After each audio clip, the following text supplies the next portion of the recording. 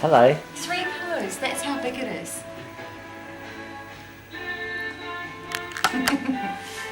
I can't see a thing, I've got my contacts out. Oh yep, that's better.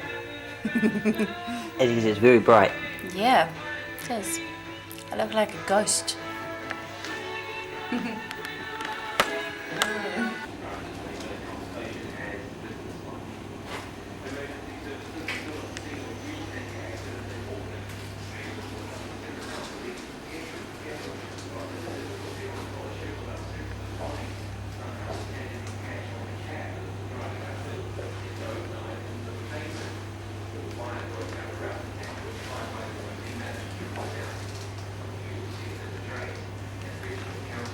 Ankle injury and a back twinge.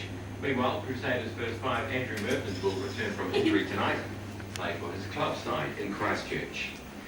Portsmouth's 15-year wait for a return to the top flight of English soccer is finally over. They beat Burnley 1-0 this morning to go to the top of the First Division and ensured their promotion to the Premier League for next season.